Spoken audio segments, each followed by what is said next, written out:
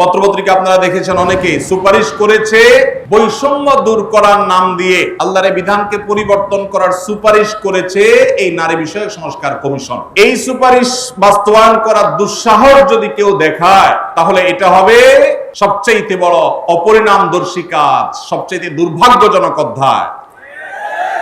এদেশের সংখ্যাগরিষ্ঠ মানুষ, তারা ইসলামকে পছন্দ করে, মুসলমান, তারা ইসলামকে ভালোবাসে মনে প্রাণে, ধর্মপ্রাণ। এরপরও এদেশে একের পর এক বিভিন্ন সময় আমরা দেখেছি ইসলামকে নানাভাবে আঘাত করা হয়। আমরা মুসলমানরা সর্বশক্তি দিয়ে এই সামান্য কিছু হাতে গোনা ইসলাম এবং মুসলমানদের প্রতি বিদ্বেষ পোষণ করা এই অপশক্তি, এদেরকে দমন করবার শপথ আমাদেরকে গ্রহণ করতে হবে। আপনারা অনেকে ইতিমধ্যে জেনেছেন, অনেকে আপনারা জেনেছেন এবং দেখেছেন, দেশে সংস্কার কার্যক্রম যে চলমান আছে, এখানে নারী বিষয়ক সংস্কারের যে কমিশন, সেই কমিশন পত্রপত্রিকা আপনারা দেখেছেন, অনেকে সুপারিশ করেছে বৈষম্য দূর করার নাম দিয়ে কোরআন যে বাবার সম্পত্তিতে, মায়ের সম্পত্তিতে মেয়েদেরকে ছেলেদের অর্ধেক সম্পদ দিতে বলেছে, সে আইনটা এখনো সামাজিকভাবে প্রচলিত আইনে কার্যকর আছে। এইটাকে পরিবর্তন করার, আল্লাহর বিধানকে পরিবর্তন করার সুপারিশ করেছে এই নারী বিষয়ক সংস্কার কমিশন। এই সুপারিশ বাস্তবায়ন করার দুঃসাহস যদি কেউ দেখায়, তাহলে এটা হবে সবচেয়ে বড় অপরিণামদর্শী কাজ, সবচেয়ে দুর্ভাগ্যজনক অধ্যায়।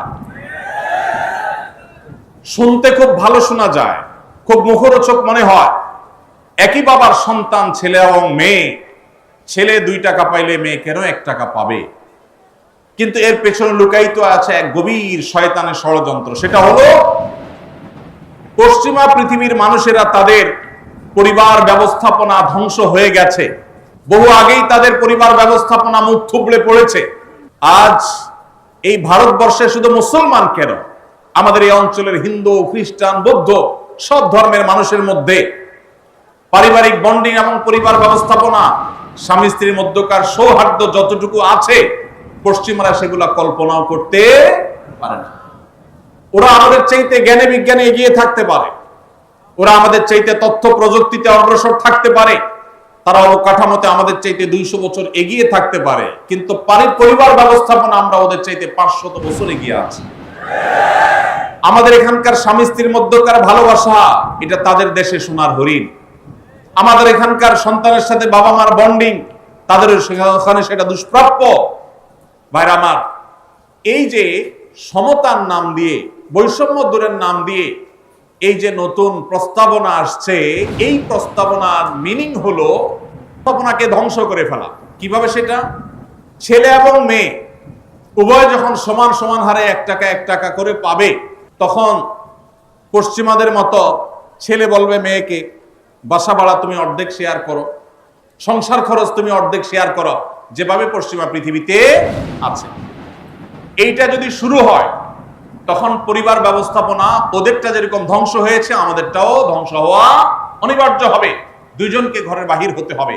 এটা হলো স্বামী স্ত্রীর মধ্যকার রেষারেষি শুরু হওয়ার একটা সূচনা, একটা সূত্রপাত, যে তোমার কাছেও 2 টাকা আছে, আমার কাছেও 2 টাকা আছে, তাহলে সংসার খরচ আমি দিলে তুমি কেন দিবে না, তোমাকেও দিতে হবে। এখন আল্লাহ রাব্বুল আলামিন যে সুন্নাতুল্লাহি ফিল আরদ, পৃথিবীতে আল্লাহর যে নিয়ম রেখেছেন, পুরুষরা বাহিরের দিকটা সামলায়, মেয়েরা ভেতরের দিকটা সামলায়। পুরুষরা বাহিরের জগৎটাকে দেখে, মেয়েরা ভেতরের জগৎটাকে দেখে। এই যে বন্টন, এই বন্টনের মধ্য দিয়ে যে পরিবার ব্যবস্থাপনা মানব সভ্যতার শুরু থেকে আজও পর্যন্ত আসছে, এটার ভিন্ন পথ এক্সপেরিমেন্ট করে, চালিয়ে, পরীক্ষা চালিয়ে পশ্চিমারা ফেইলিওর হয়ে গেছে, ব্যর্থ হয়ে গেছে। এখন আমাদের সমাজকে ব্যর্থ করার অপচেষ্টায় এদেশে তাদের কিছু দূষররা করছে এবং তারা এই কাজে লিপ্ত আছে। বিধায় আমাদেরকে চোখ কান খোলা রাখতে হবে। কোরআনে কারীমের আইন, কোরআনে কারীমের বিধান এমনিতেই তো নাই, যে 2-1টা সমাজের খাঁজে ভাজে আছে, এগুলাকে ধুয়ে পরিষ্কার করার যে শয়তানের ষড়যন্ত্র, নীল নকশা, এটা ইনশাআল্লাহ এদেশের মানুষ বাস্তবায়ন করতে দিবে না। এদেশের মানুষ দিনকে যতটা ভালোবাসে, ফু মেরে, তুড়ি মেরে সংস্কারের নামে আল্লাহর দেওয়া সেই বিধান, এটাকে উড়িয়ে দেয়া হবে আর সাধারণ মানুষ চুপচাপ বসে থাকবে। এটা বোকার স্বর্গে বসবাস করা ছাড়া কিছুই নয়। এমনিতেই কোরআনের কোন আইন, কোন বিধান, আল্লাহর আদেশ বা নিষেধ মুসলিম অধ্যুষিত দেশ হিসাবে, ধর্মপ্রাণ মানুষদের দেশ হিসাবে সেটা আমাদের আইনের সংবিধানে এমনিতেই স্থান পাচ্ছে না। যেগুলো আছে দুই একটা, সেগুলো মুছে পরিষ্কার করার এই ষড়যন্ত্র এদেশের প্রত্যেকটা মুসলমান রুখবে ইনশাআল্লাহ। ভাইরা আমার, এজন্য আমাদেরকে চোখ কান খোলা রাখতে হবে, আমাদেরকে সতর্ক থাকতে হবে। তবে সেই সাথে আমাদের এও মাথায় রাখতে হবে, মা বাবার সম্পদে বোনদের অধিকার, এটাকে আমরা অনেক পুরুষরা বঞ্চিত করছি, তাদেরকে অধিকার দিচ্ছি না। যেটুকু কোরআন বলেছে সেটুকুর বাস্তবায়ন হলেই সমাজ শান্তিতে পরিপূর্ণ হয়ে যাওয়ার কথা, কিন্তু সেটা বাস্তবায়ন করার নাম নাই, সেটাকে পরিবর্তন করার বরং চেষ্টা চলছে। ভাইরা আমার, আল্লাহ রাব্বুল আলামিন আমাদেরকে নারী পুরুষের মধ্যে সমতা বিধান করতে বলেন নাই, ন্যায্যতা বিধান করতে বলেছেন। কি করতে বলেছেন? সমতা। ইসলাম সমতার কথা বলে না, ন্যায্যতার কথা বলে। সব সময় সমতা মানুষের ন্যায্যতাকে নিশ্চিত করে না, সব সময় সমতা মানুষের ন্যায্যতাকে নিশ্চিত করে না। এজন্য ইসলাম ন্যায্যতা কথা বলেছে। ন্যায্যতা এটা থাকতে হবে, সমতা থাকা জরুরি নয়। এক ছেলের বয়স 20, তার জন্য যে সাইজের জামা কিনেছেন আরেকজনের বয়স 10, সমতা বিধান করতে হলে তার জন্য একই সাইজের জামা কিনতে, একই সাইজের জামা যদি কিনেন তাহলে সেটা কি ইনসাফ হবে না বেইনসাফ হবে? ইসলাম এই মুখরোচক, সস্তা, শুনতে শুধু ভালো শোনা যায় এরকম সমতা নারী পুরুষের মধ্যে করতে বলে না, ন্যায্যতাকে নিশ্চিত করতে বলে। আপনি কোথাও আপনার ছেলে মেয়েদেরকে কোনো ভালো কিছু দেখাবার জন্য নিয়ে গেছেন, দুইজন ছেলে বা একজন ছেলে একজন মেয়ে গেছে, একজন বড় একজন ছোট, একটু উপরে উঠে দেখতে হবে।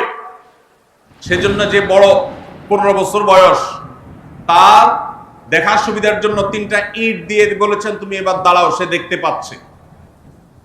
এখন যার বয়স 5, তার জন্য যদি 3টা ইট দেন সে কি দেখতে পাবে? কিন্তু যেহেতু বড়জনকে 3টা দিবেন, ছোটজনকেও 3টা দিবেন, ছেলেকে 3টা দিবেন, মেয়েকেও 3টা দিবেন, এটা হলো সমতার দাবি। আর ন্যায্যতার দাবি হলো যার 3টা লাগে তারা 3টা দিবেন, যার 6টা লাগে তাকে 6টা দিবেন। এটা হলো ন্যায্যতা। ইসলাম নারী পুরুষের মধ্যে ন্যায্যতা নিশ্চিত করতে বলে, সমতা নয়। পশ্চিমারা যে সমতার কথা বলে এটা মুখরোচক, বস্তা পচা সস্তা স্লোগান। এই স্লোগান কখনো ইনসাফ প্রতিষ্ঠা করতে পারে না। পশ্চিমাদের সমাজ ব্যবস্থা ইনসাফ প্রতিষ্ঠা হয় নাই। নারীরা মুসলমানদের চাইতে 1000 গুণ বেশি নিগৃহীত, নিষ্পেষিত। আমাদেরকে বুঝতে হবে এবং ধারণ করতে হবে।